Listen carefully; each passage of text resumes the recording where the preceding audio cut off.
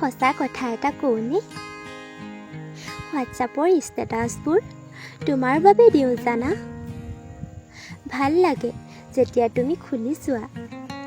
আৰু কি জানা, তোমাৰ ষ্টেটাছবোৰ মই মনে মনে এতিয়াও চাই থাকোঁ।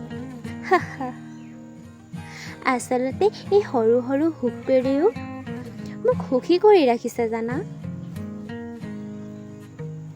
কিন্তু আজিও আছোঁ তোমালৈ ৰৈ, আৰু আজীৱন ৰৈ থাকিম।